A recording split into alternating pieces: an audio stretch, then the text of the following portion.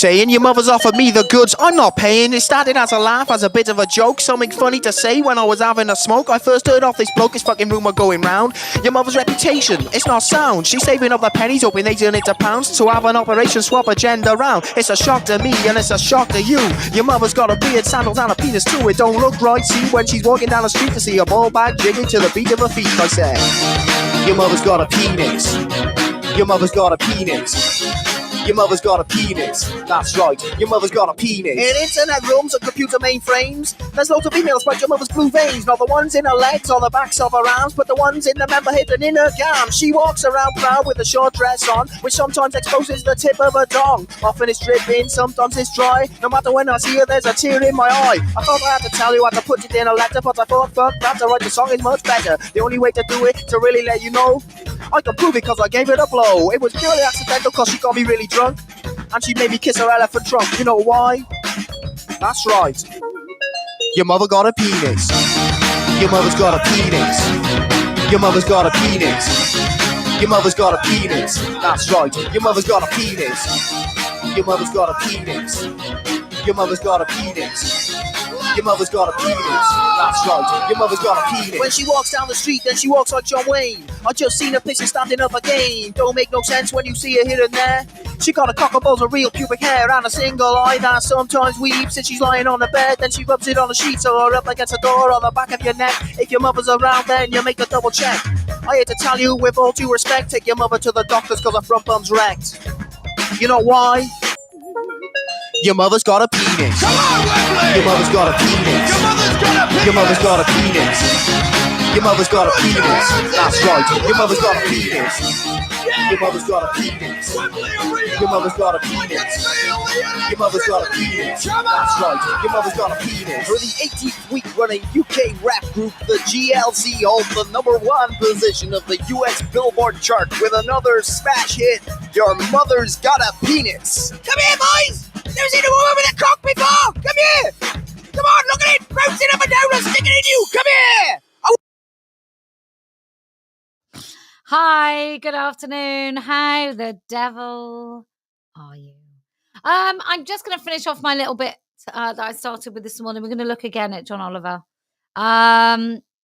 Because this is a holistic thing. I just want to talk about grooming. Because that's a lively little topic, isn't it? And to finish off how this happened, men with a vested interest, i.e. cross-dressers, transvestites, fetishists, those men, what they did in order to push this through is they inserted themselves, let that penetrate, they inserted themselves, they put their penises into the conversation all the time. They put themselves in dresses into the conversation all the time. And that meant that no place was safe for children or women. That's what's happening everywhere. As soon as one of these people is involved in any organization, whether it's a mentally unwell, abusive woman who decided to transition at 35, 40 years old, despite the fact she had children, whether it's those sorts of abusive, deluded, narcissistic women, or whether it's extraordinary fetishists, they have got inside the institutions that even now profess to be at the leading edge of saving those children that we all feel are a little bit safer today. So, I just want to say, be very, very mindful. If there are any organizations, and I mean any organizations, that have these lovely, cozy relationships with men who LARP as women, who count them as friends, who listen to their advice, who allow them access to speaking to children, who allow them access to speaking to anyone, whose word is taken above maybe women like myself, because I don't have any patience for those men. Women who will defend those men. Women who will attack other women in order to defend those men. Do not put your eggs in their baskets, people. Just don't. It's absolutely nonsensical that we are at this stage of the game and there are still people who will give our language to men. Do you know what I think of those people? I think they're toxic. I think they're charlatans. I think they're liars. I think they're grifters. I think they have taken you all for a ride. And if you're supporting them, I think you really need to ask yourself why. Why would you do that? Why at this point, when some of us really have had quite a rough end of a very rough stick, why are you still putting faith into people who have told you time and time again that they cannot be trusted? And I don't just mean that they might be a little bit thick. I mean that they are toxic, manipulative, coercing. I mean those sort of people. We might otherwise call them groomers. And what we do think, all of us know, that the reason that Pi got to a point, Pi didn't come out and say, hey everyone, what we want to do is we want to rape your kids. That's not what the paedophile information exchange said. We want to rape your kids. We want to poison their little bodies. We want to break their little bones. We want to destroy their souls. They didn't say that. They use words like kind, polite, courteous, respectful, agency, choice. That's the words they used. They weaponized liberal kind of thinking against the liberals. And it was very illiberal. So they said, I don't want to compel anyone. I don't want to compel a child. I don't want to force a child to be raped. In their words, they would have said, I don't want to force a child to have sex. I don't want to force a child into a sexual relationship with an adult. But those children have agency.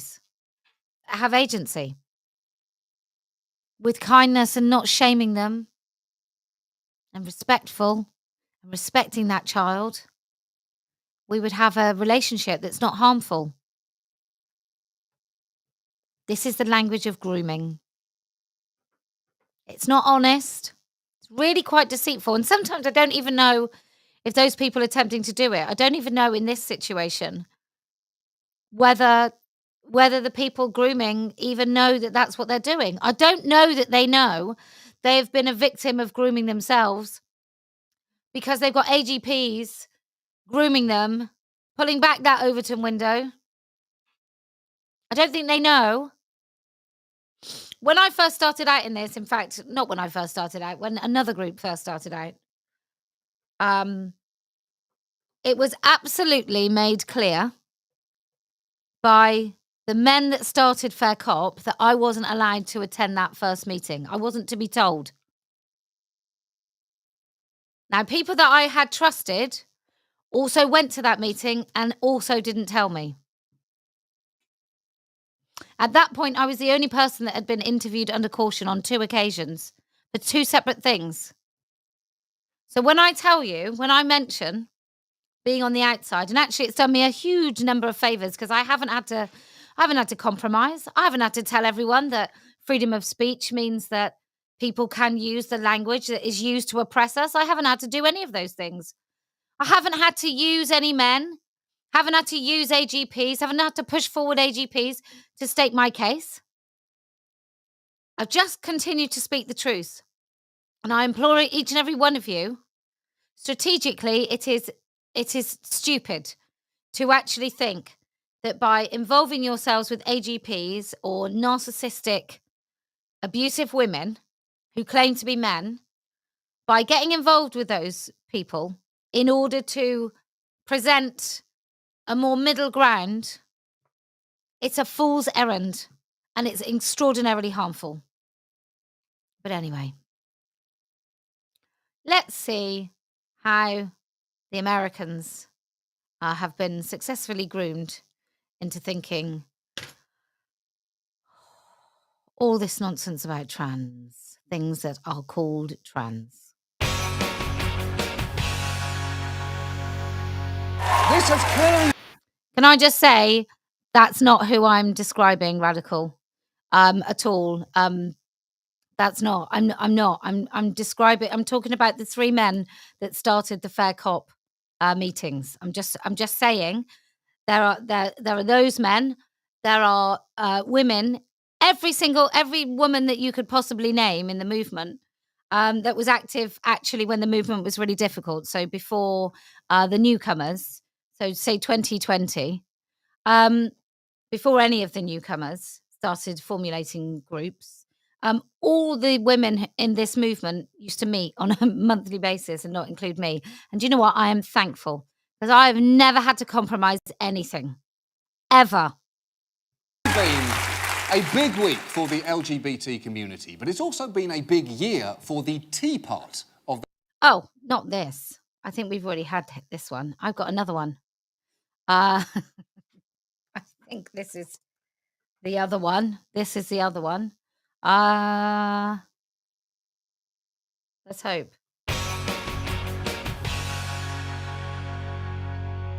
Moving on. Our main story tonight concerns LGBTQ rights, something that we've actually gotten better at discussing, given that this is how CBS News covered the existence of gay people in 1967. He's going to talk about trans, but he's going to pretend it's gay. It's nothing to do with it. The homosexuals with CBS News correspondent Mike Wallace. There is a growing concern about homosexuals in society. And because of that growing concern, what we'd like to do is make all those homosexuals straight people. So we have invented transgenderism. About their increasing visibility. This man is 27, college educated. He was unable to hold a job because of his inability to contain his homosexual inclination. Because that is what happened. Homosexual men would go to work and all they would do all day is have homosexual activities and proclivities and notions and, let's just whiz on because I don't think anyone needs that. And now we're going to have the right wing, terrible people probably saying some stupid things. Let's have a look. My pronouns, conservative, patriot. I'd like to declare something right now. My pronouns are USA. Oh my God. It's CPAC. I think we're all, aren't we supposed to be frightened? I think I'm supposed to personally be afraid of an organization that exists abroad. Couldn't possibly, God, I actually agree with that man on CPAC there. Perhaps some of my limbs will fall off. How about it, huh? I'm Ted Cruz, and my pronoun is kiss my ass. Well, hello, Ted Cruz. Oh, someone else I agree with. Pretty sure he's got some views that I don't agree with as well. God, what a complex situation being a human being actually is. I do not like that man, Ted Cruz. I do not like his shitty views. I do not like that man called John. I think he's nothing right but wrong. I do not like that man himself. Can't rhyme either, so, you know. I like him saying ass. I do not like him serving sass. Can I just say, I also do not like Dr. Zeus. For me, he has very little use. I do not like him in a seat. I do not like him holding meat. I do not like him when he's smooching. I do not like him with Mnuchin. I hate his stupid pronoun bit. That man, Ted Cruz, is full of shit. But look, it is clearly more than just bad jokes. This year alone, over 100... Well, you say clearly more. I understood you were actually having a whole program, but for me, it really is just bad jokes. Anti-trans bills have been introduced in state houses and 12 states have signed or enacted them. So even the fact that it's called anti-trans bills is one of the ways that Americans have been duped. So the weaponization, so look, for American women, for some of them, they genuinely believe there's a choice that we allow women to choose whether or not they safely terminate a pregnancy. And I don't even know if that is a true choice. I think that was a federal level law. And on state level, I think there's always been ways of trying to prevent women from having access to safe terminations, right? So my view on terminations is I think I would rather a woman choose a safe termination than not be able to choose one and choose a dangerous termination. And what they've proven time and time again, and I don't much care what your view is on it, but what they've proven time and time again is that reducing safe and legal access to terminations, to abortions, doesn't actually reduce the number of abortions. Okay. That said, I think that it's not when you've got large industrial size groups like Planned Parenthood in charge of terminations and people are making a vast sum of money from it, I feel a little bit uncomfortable. With all of this happening against a backdrop. So anyway, so American women, they have to decide, do they want to be able to say what they are in law and their daughters go into a changing room and not see an adult cock? Or do they want women to have access to termination? Now, I think that's a very clever game that the Democrats have pulled. Oh, and they've done it very successfully in the United States of America. But actually, if the conservatives, if the Republicans wanted to take that away as a weapon, they could have done something about it a long time ago. So both parties are relying on, and it will be you women who decide, do you want to know what it is to exist as a woman in law and retain any tiny little opportunity for a right based on your sex? Or do you want access to termination? That's how a lot of women feel in the United States. I think it's probably a little bit more complicated than that, but that is, what do women choose? Ultimately, I think what women will choose is reproductive rights, and women will choose the access to abortion, and that's why you will see another term of a man with no brain. Of violence and threats, including attacks and harassment aimed at hospitals providing gender-affirming care to youth and So let's just go back. Hospitals cutting the breasts of the girls, because I actually agree with that. And I think it's wrong that you can't actually cut people's penises off. You know, a 12-year-old boy, if he can't have his penis cut off, then I don't think America is free. Frustratingly, there are many on the left who seem at best reluctant to engage on this issue and at worst outright hostile to it, either complaining about pronoun police or arguing that this issue will cost Democrats elections. If you go to the middle of the country, people would say, if your conversation during a presidential election is about some guy wearing a dress and whether he, she, or it can go to and go to the locker room with their daughter, that's not a winning formula for most people. Wow. Michael Bloomberg can fuck all the way off with that. Yeah, exactly. It's not it, it's he. That shit. But also, while this fun-sized billionaire is clearly good at a lot of things, like making money and end of list, maybe don't take advice on a winning formula for elections from a man who spent over $1 billion of his own money to lose a presidential bid in just 14 weeks. But set aside the notion that it is worth sacrificing protections for a vulnerable group to chase a... This idea of vulnerable, and I'm afraid to go back to people in this movement who will say, I think it was one of the women who took the OU straight away was like, I'm for trans rights.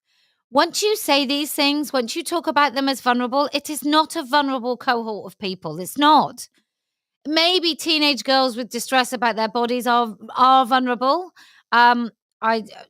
I think that there's something else going on there, but maybe they are vulnerable. Let's say they are, right? That is not the same as a bloke in a dress trying to get his cock out in the women's changing rooms. He is not a vulnerable person. Winning formula. Let's also remember that it's not actually the left talking about trans rights non-stop. It's Republicans. It is actually. It is people on the left, in workplaces, in universities, in schools, who are forcing it very much down the back of the throats of children and young people. So it is the left. Who see an advantage in demagoguing this issue. And to ignore them doing that is to allow them to have real calamitous impacts on people's lives. I just want to say there are women on this side, supposedly this side, not this side of the debate, because who's on this side? Very few people are on the genuine, truthful, will stand up for it no matter what side of the debate. But some women who claim to be on the side of women, who might call themselves socialist feminists, this is their line. I mean, they might do it in 85 tweets. But this is their line. This is the idea that by standing firm and by not wanting men in our spaces under any circumstances, these are the sort of arguments that they make. They go along with this idea that actually it's unreasonable. And when you hear some of the women and men, very late coming men, I mean, I do think, who the fuck do they all think they are? Nobody's ever heard of them. And then they come along and they start acting like, oh, you know, yeah, well, like when I talk about it. Yeah, but when do you talk about it? Who listens to you? Where have you been, mate? You know, it's all very well coming along just right and sort of claiming some glory, but you haven't done anything towards this.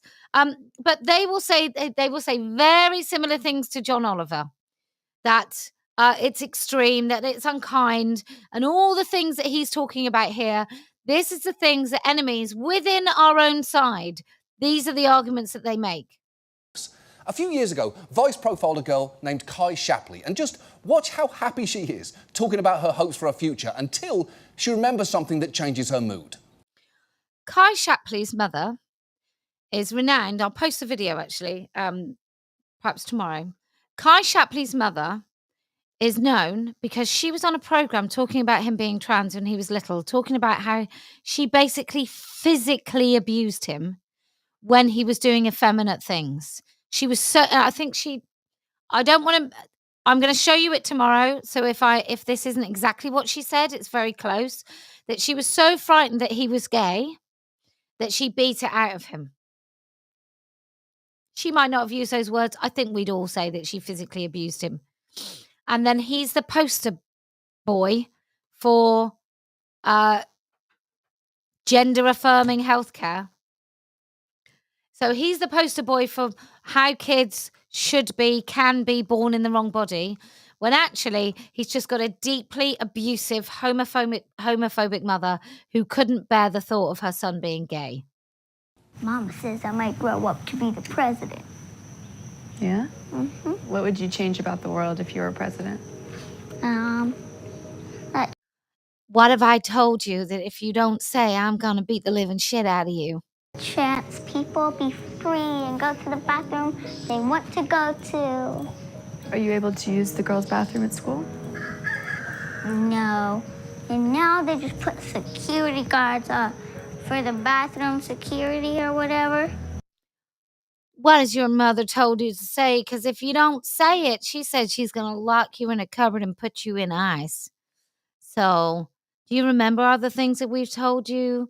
Do you remember that she's told you there's security, like, at your school? Do you remember, like, if I ask you about toilets or about president, what has your mother said? Come on. What has she said? You know you're going to get beaten. Oh, I hate that. That is brutal.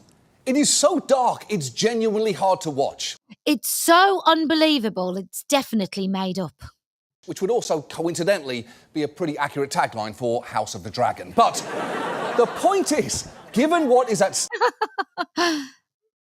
stake here, tonight, let's talk about the latest round of attacks on trans rights, where it's coming from and what it's doing. And before we begin, we're going to be taking the arguments behind a lot of these anti-trans bills seriously because of what they're doing, but not sincerely. Because so often they seem to be based more on political calculation than what is actually happening. A pretty good example of this is that in recent years, 18 states have passed laws aimed at protecting youth sports. Aimed at stopping men and boys playing in girls' sports. And South Dakota Governor Kristi Noem even made her state's bill a centerpiece of a campaign ad. In South Dakota, only girls play girls' sports. Why? What an absolute abomination that is. Because of Governor Kristi Noem's leadership. Noem has been protecting girls' sports for years and never backed down. Now, Governor Noem has a bill that will give South Dakota the strongest law in the nation. And what we think is behind that is not actually that somebody wants to protect girls' sports and girls in sports. We're going to make up something really weird. It's going to be quite exciting to see how we go about this, trying to make it make any sense. Protecting female sports. Doing the work, delivering results. Governor Kristi Noem. Okay, If you time travelled here from the past and the first thing you saw was this ad, you would think two things. One, wow, the campaign centres around youth sports. I guess literally every other problem in America has been solved.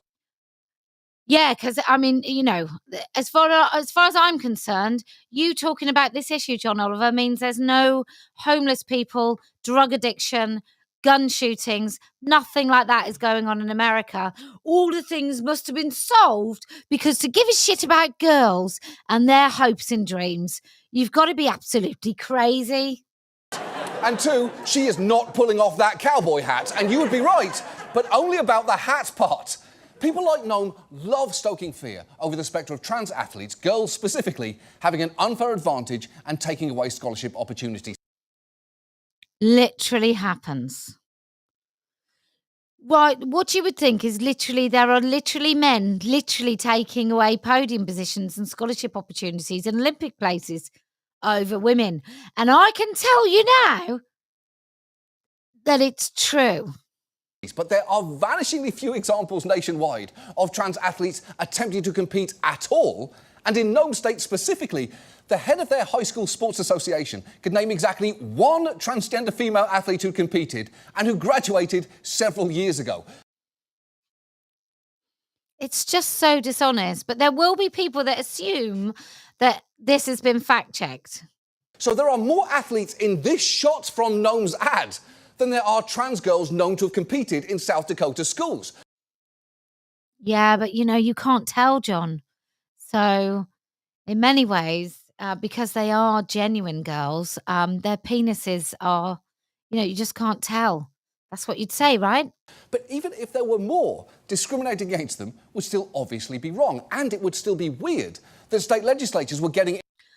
To discriminate against them, it would be wrong to stop men and boys actually in women's sports. You know, like, you just want them all... Because that would be discriminating against men and you know, girls, and no one cares. And I'm quite amazed I can say so many words that mean nothing.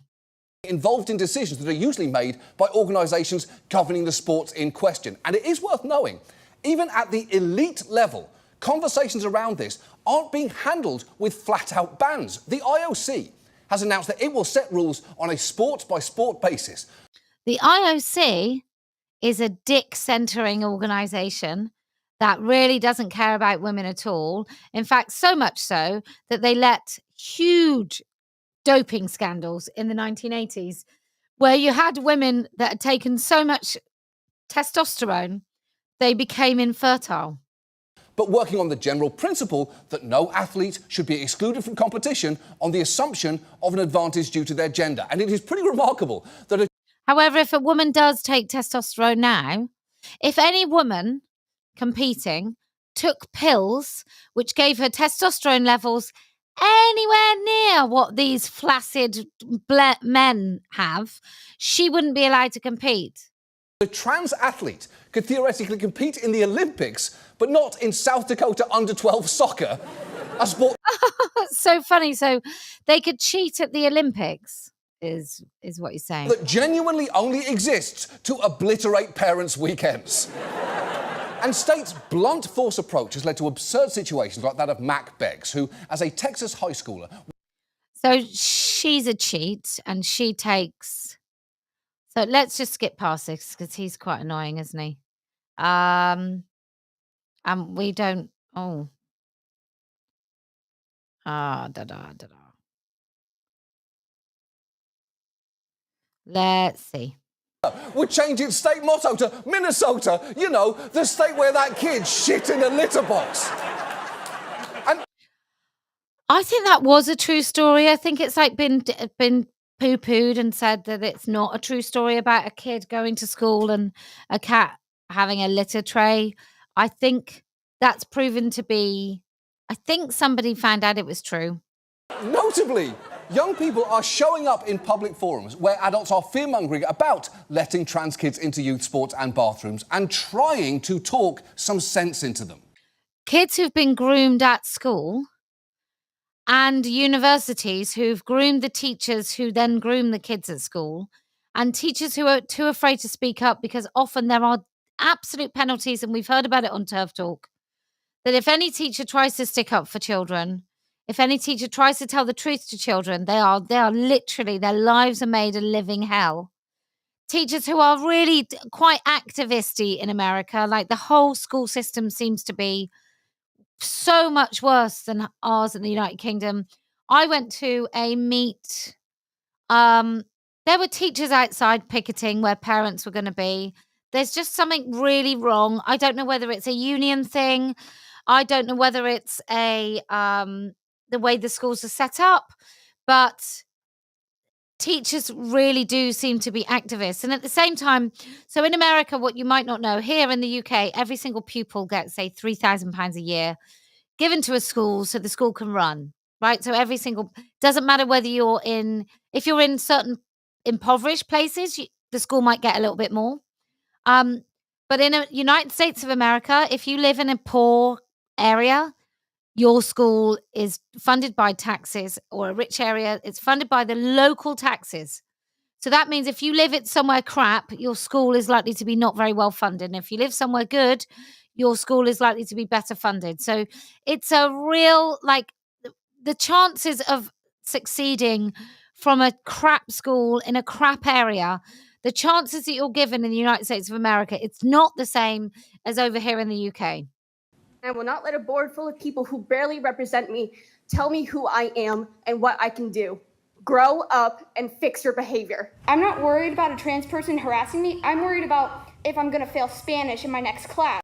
I'm not worried about a trans people harassing me, even though there have been girls that have been raped in the toilets by boys wearing skirts, because I've not been told about those, and I have learned the currency of be kind, and that if I don't, I won't have any friends and I'll be ostracized, and even some of my activist teachers will pick on me because I'm an impressionable child. And at the end of the day, where are the fucking adults? I have used these bathrooms repeatedly alongside trans people and have never once felt threatened. I have used public toilets. In fact, I've walked home at night on my own, and yet I've never been threatened. I've never had any sort of sex attack at all. Nothing like that has happened to me as an adult at all. Therefore, I think everybody must be lying when they talk about sexual assault, because it's not actually happened to me. You know who I have felt threatened by? The actions of this school board. You've embarrassed yourselves, Gardner, and the state of Kansas for your lack of knowledge. Okay, then puberty will, because to be very clear, then puberty will resume, meaning that this is, because to be very clear, Oh, John, look at you, looking all stupid now. Oh, he's just about to talk about WPATH, and he's just about to champion them. He doesn't know, does he? He doesn't know. He has no idea how stupid he's about to sound. But, for all of you, welcome. This is like a gift. Undertaken, and there just isn't. So let's break down exactly what gender-affirming care consists of, because in younger children, it can be nothing more than a social transition, like calling... It can be nothing more than poisoning their tiny little brains and telling them that, yes, they are wrong, that what they see in the mirror is wrong, that is what's in their pants is wrong, that what's on their birth certificate is wrong, that they generally feel wrong, and therefore they should do everything they can to try and align their tiny little bodies with the lies being told. Calling them by a new name, or giving them a new haircut or clothing, or providing them with psychological or behavioural supports, because to be very clear, prepubescent children are not eligible for medical interventions. No. Oh, look, he's got WPATH. Look at that. In many ways, I almost feel sorry for him. And I mean many, I mean none whatsoever. Now, at the onset of puberty, an adolescent and their family might consider puberty blockers. Groomed children and their groomed families, or sometimes the families that are grooming them. Hormones that delay puberty, and importantly, If that treatment is suspended, then puberty will resume, meaning that... Except that's not true. You'd have to be really stupid to believe that that was true. How could that possibly be true? This is reversible. Think of it like a pause button, the thing you can't do easily on the HBO Max app. Now... Oh, that's funny. Like a remote control and a TV thing. It's the same as a human body, you know, a developing human body. And wow, what a great guy. The next potential medical intervention is usually hormone therapy, which boosts levels of testosterone or estrogen. Opponents of gender-affirming care make a lot of alarmist claims about hormone therapy, from saying that it's experimental, which it is not, to arguing that it sterilises people. And look, for some, in specific situations, there can be risks to fertility, but for others, the effect is anticipated to be reversible. FYI, this is a hoodie I'm wearing today. It's green and we've put it on offer, and a tracksuit. So I'm going to let you see both of those, because without you, lovely people, none of this happens. This joyful stuff doesn't happen. If the medication is discontinued, but there is definitely an informed decision to be made there. And you will notice that none of what I've mentioned so far... Let's just hear that again. So it's totally reversible, and cross-sex hormones are fine. Okay? So he says cross-sex hormones are fine. Everything's totally reversible. Then weirdly, he feels like he has to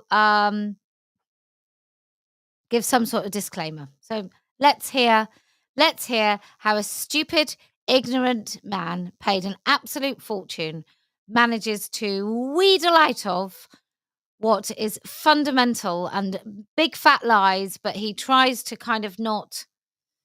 He tries to get out of it. I just hope, honestly, that eventually all of these people will be held accountable for the words and the lies that they told. Be reversible if the medication is discontinued, but there is definitely an informed decision to be made there. And So there's an informed decision to be made, is there? Let's just go back again. Let's just... undertaken, and there just isn't. So let's break down exactly what gender-affirming care consists of, because in younger children, it can mean nothing more than a social transition, like calling them by a new name, or giving them a new haircut, or clothing, or providing them with psychological or behavioural supports. Because to be very clear, prepubescent children are not eligible for medical interventions. Now, at the onset of puberty, an adolescent and their family might consider puberty blockers, hormones that delay puberty. And importantly, if that treatment is suspended, then puberty will resume, meaning... Just want to say, it's a lie. That's a lie. This is reversible. Think of it like a pause button, the thing you can't do easily on the HBO Max app. Now, the next potential medical intervention is usually hormone therapy, which boosts levels of testosterone or estrogen. Opponents of gender-affirming care make a lot of alarmist claims about hormone therapy, from saying... And he doesn't list any of them, but let me tell you some of the alarmist claims. Bone density, so crumbling bones. For girls taking testosterone, increased levels of anxiety, in fact, chronic anxiety, heart failure, arrhythmia, increased risk of cancer, because once you start taking testosterone, you can end up with vaginal atrophy, like you've rushed through the menopause. And then the only answer to vaginal atrophy, which can be really, really painful, is to have a hysterectomy. And hysterectomy means that you have a greater, like the younger you have a hysterectomy, the more likely you are to have Alzheimer's and dementia. That it's experimental, which it is not, to arguing that it sterilises people. And look, for...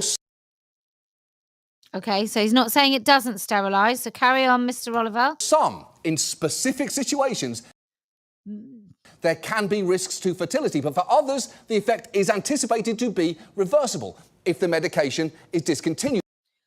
So what he's arguing there, this is who the Americans have listened to, and it's very, very similar right across the board. When you hear any of these ignorant people talk about it, they will talk about how it's not really that big a deal, and it's only very specific, and these things can be reversible. It cannot be reversed. Once you change your vocal cords and take testosterone, it can't be reversed. Once you take testosterone and you start growing hair from your face, It cannot be reversed. Once you take estrogen and you grow and develop breasts, it cannot be reversed. It's such a nasty, vile set of lies that he's telling here.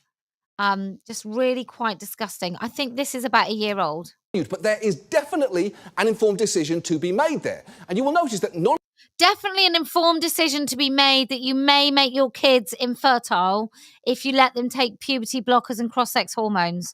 There definitely is an informed decision. You know, if you take 3 to 5 litres of fentanyl, it can be said that you may die. An informed decision is to be made there.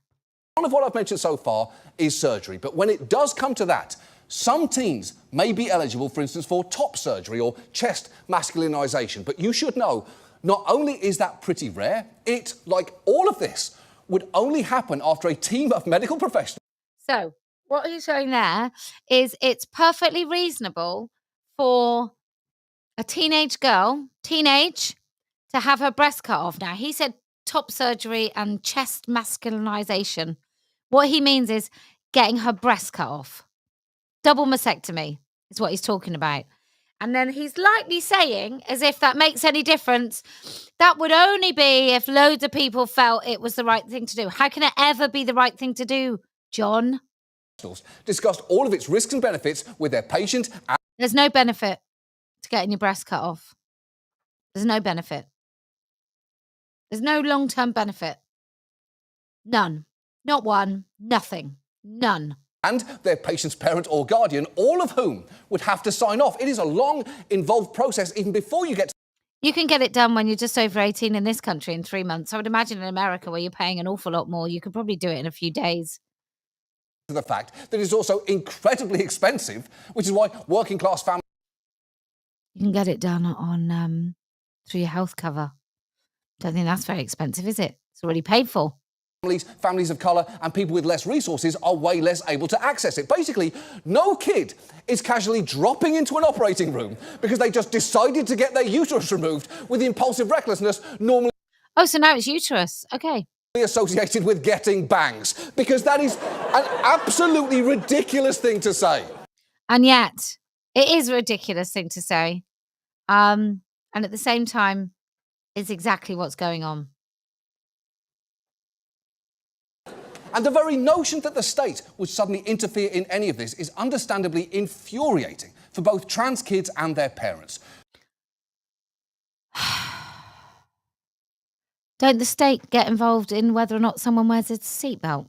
Just watch this mom in Arkansas, where legislators were banning, among other things, hormone therapy for young people.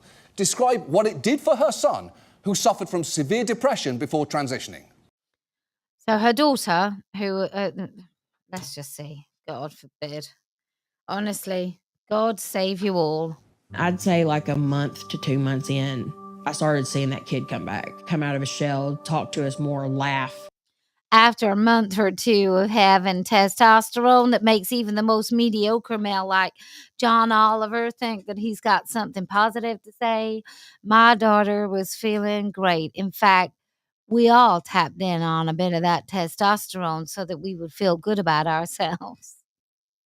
What did that feel like as a mom? It was like, that's it. This has been the answer all along.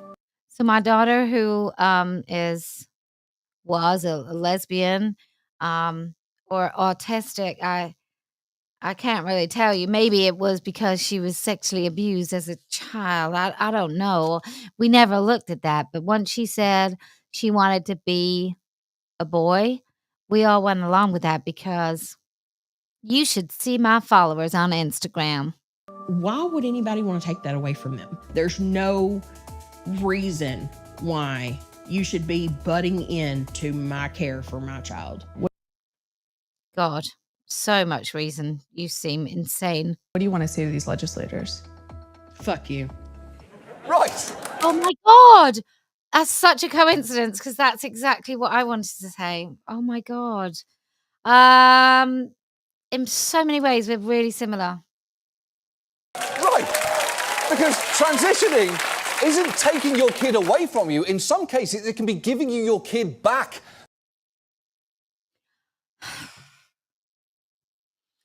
This is the language that they use. It's mad. It's totally mad. This is not one of those instances where it is okay to butt into someone's care for their child.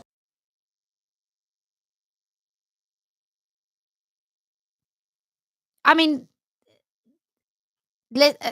like, imagine for a minute that you don't have the views that we have, that you'd have to be an abusive, despicable human being to want to do this to children, right? Imagine we don't think that.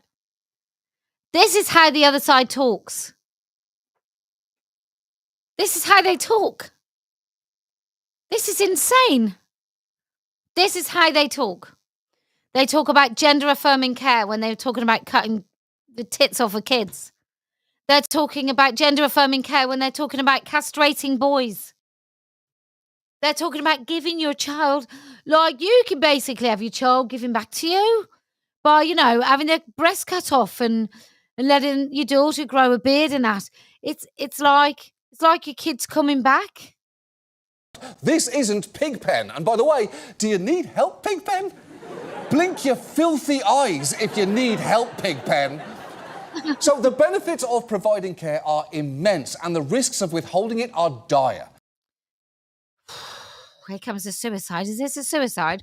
Because I would have thought, actually, thinking that you're going to go through some surgery and some stuff and coming out with a fully functional vagina, if you're a boy, I would have thought that was something that would lead you very quickly to suicide. Or maybe seeing that you will never have, like, proper sexual function, your body will never have an orgasm. I would think that would lead you to suicide or potentially murder. A survey of around 28,000 trans people found that of those who wanted hormone therapy and didn't receive it, 58% reported suicidal thoughts in a given. That's because, John, men like you keep telling them that suicide is a symptom of so-called being trans and being born in the wrong body, because you're a gaslighting prick. Year, which is why the three major professional associations of child and adolescent doctors, psychologists and psychiatrists have endorsed gender-affirming care. Endorsed? Made a fucking fortune. And condemned efforts to deny it. Risking making a fortune. And you may have seen or heard from a small subset of people who detransitioned, but it is worth knowing such cases are rare and highly individualised. So believe them when they say they're trans. Don't believe them when they say they're not and they never were. And it's a load of shit. And it's abusive and gaslighting and coercive. And that everybody around them who could have saved them didn't. Don't believe them because they're liars. Believe them when they say they are trans, but not when they say they're not. Am I right, John? Studies show an average of just 2% of people who transition. There aren't any studies that have looked at detransitioners that you would ever quote. Express regret, and that the vast majority of those who have opted to detransition did so not because of changes in their gender identity, but due to external factors such as stigma. He's literally quoting WPATH. Brilliant. Amazing. Wonderful. Beautiful. And lack of social support. And look, I could keep reading you stats and studies. I do, after all, love doing that. Or I could just let you watch this boy talk about what it felt like to have someone actually see him for who he was. Dylan explained how as early as 4th grade he'd had confusing feelings that stretched on until his teenage years. I really wanted to cut my hair, like really bad. And so when I did that, that felt really good.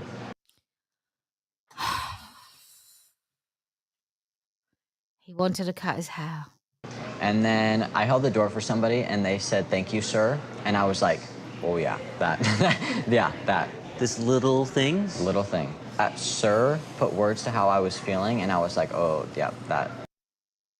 Jesus H. Christ. That felt nice. Yeah, that's incredible. For some, a haircut is just a routine activity where you go to your barber, ask for the business in the front, business in the back, and leave. But for a trans kid, it can be a life-changing experience. And I'm going to sell that to you as if that's an actual kind of decent, proper thing to say. That, you know, for some people, a haircut is just a haircut. For other people, it's a really life-affirming experience. Can you hear yourself? That boy is currently suing his state's AG in a trial that starts tomorrow. And he is not the only trans kid who's found himself forced to become an activist. Remember Kai from earlier? You remember the boy that was beaten by his mother for being too effeminate and her worrying about him being gay? Do you remember him? She's now 11 years old, and she went to the Texas state legislature last year to speak out against bills that would ban...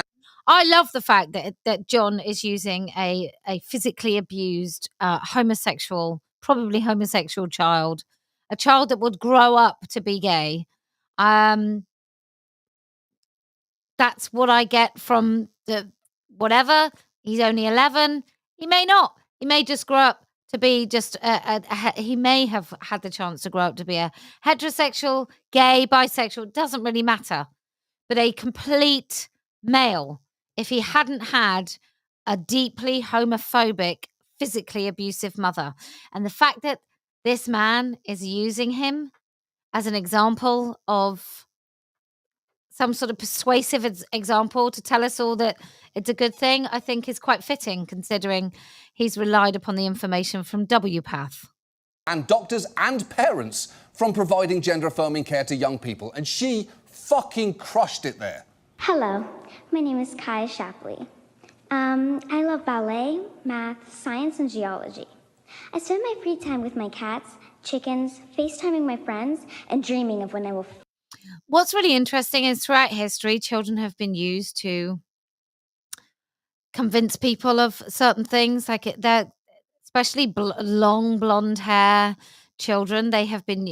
Girls, usually girls. In this case, it's a boy, but they have been used to as a tool of propaganda because they are assumed to be very innocent and believable and truthful, and no different in this situation. Finally meet Dolly Parton. I do not like spending my free time asking adults to make good choices. It's there's something about this, and it just feels so adult.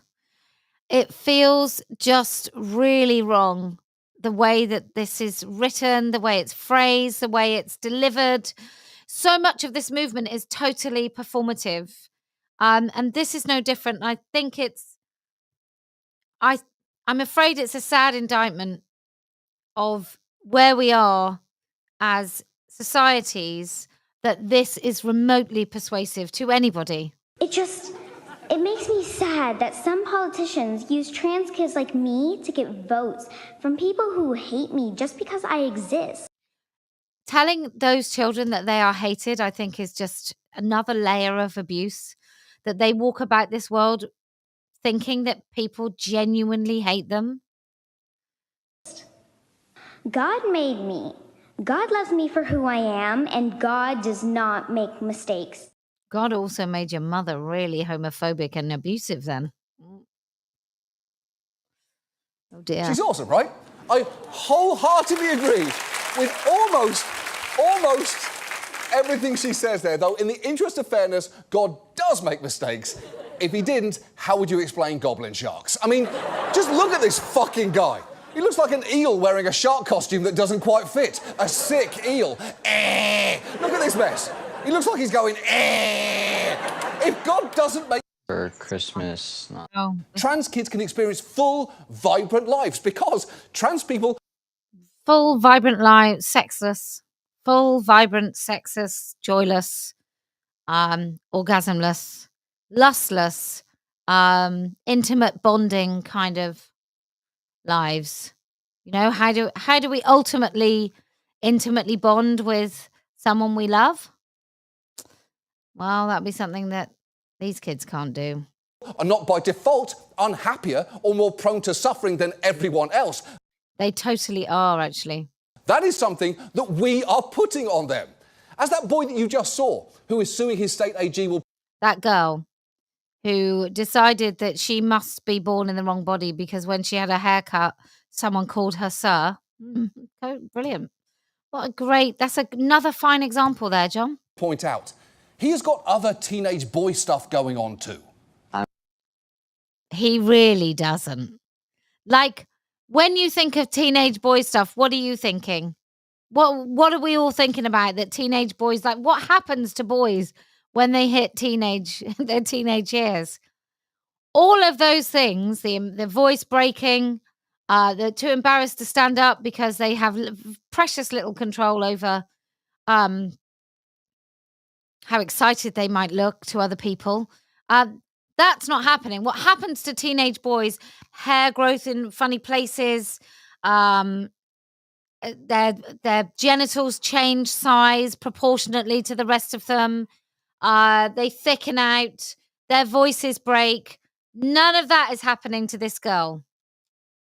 I'm 15. I shouldn't have to do this. I shouldn't have to.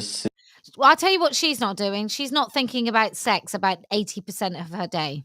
To the state of Arkansas because they are trying to tell me how I can and can't live. I have my collection of hats and my trans flag that I got for Christmas. Oh, thank Christ she's got a trans flag in her room because I was wondering then.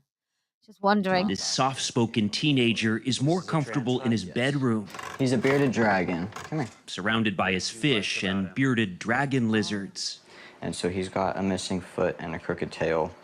And, you know, he needed an extra bit of love. Right.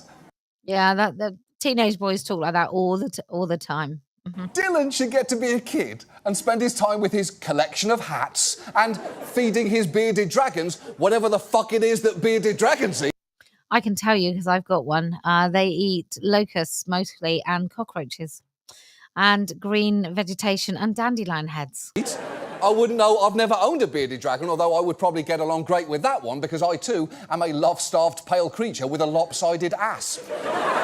All the kids we've seen tonight shouldn't need to be activists. They should get to dress how they want, go to the right bathroom for them and play the sports they want to play. Remember? Yeah, they should go to the right bathroom, which means going to whichever bathroom is right for their sex. They should be able to play sports. So girls should be able to play sports without serious risk of serious injury from a boy playing sport or not having a fair chance because boys are playing sport. Yep. And what was the other one? Can't remember. Remember Mac? When he got to college, he was placed on the men's wrestling team. And just look at how happy that made him. All I ever wanted to do was wrestle men. Oh, so she's straight then. And now that I am, it's freaking dope.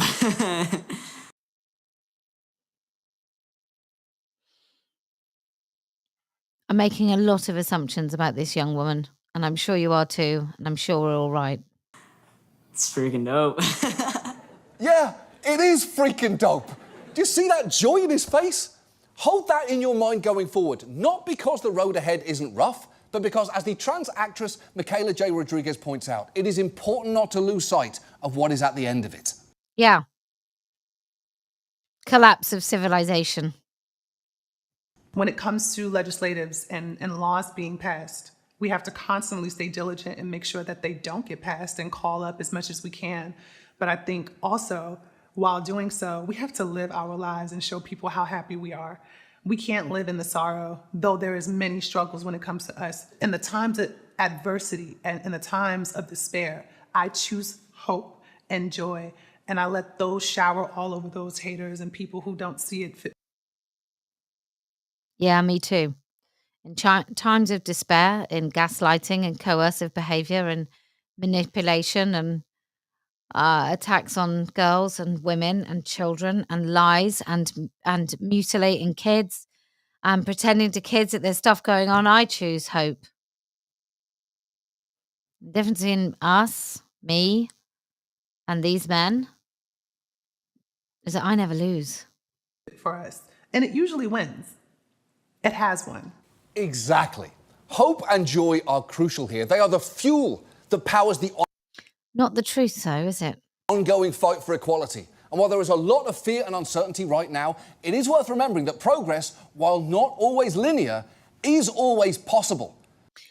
So in his mind, progress is cutting off the healthy parts of children, sterilising children. You know, you've a right to be informed. You may want to be informed. You may want to, you may want to decide.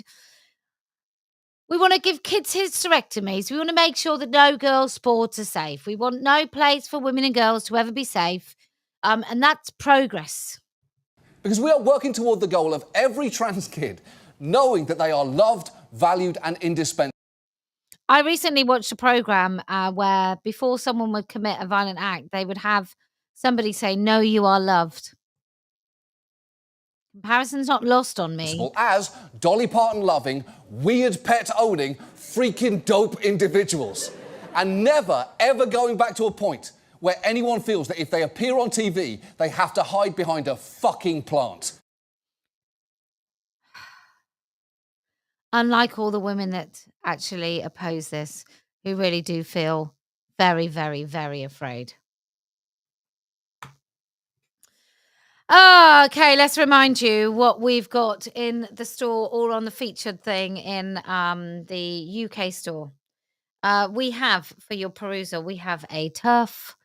So that's black gloss TERF V-neck, 25 quid.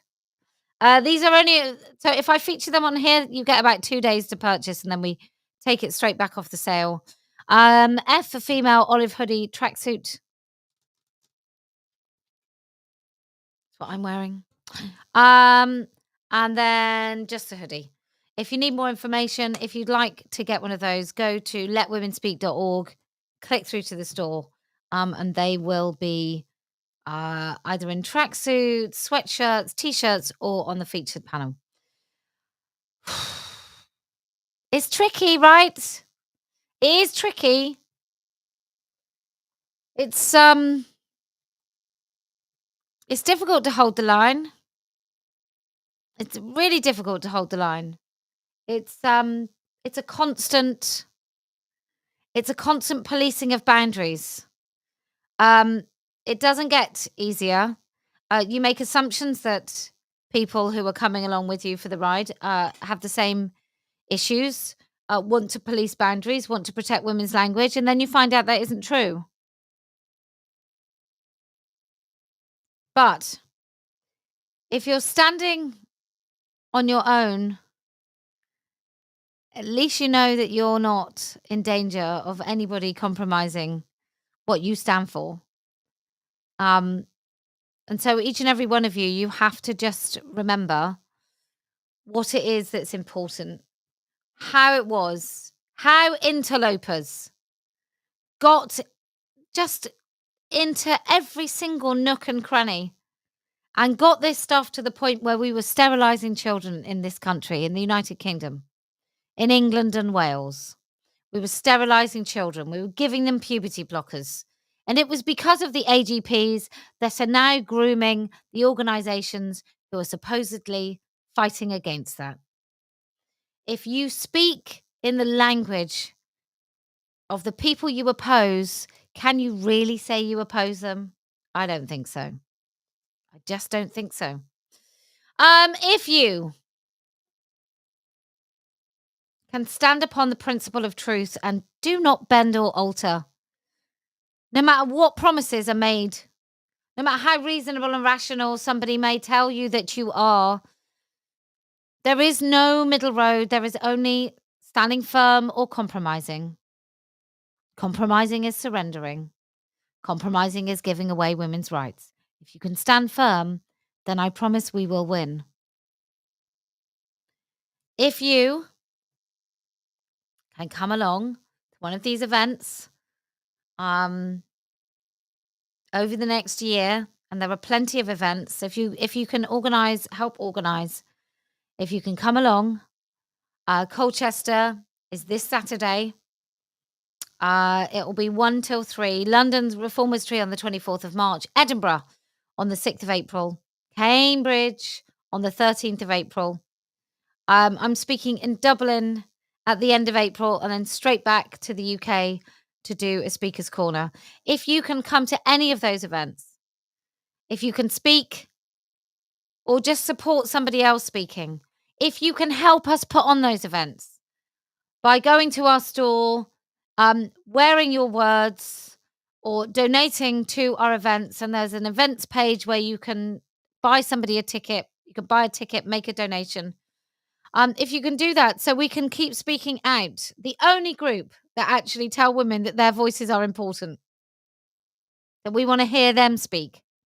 If you can do that, then I promise we will win. And do you know why else we're going to win? Because I never lose.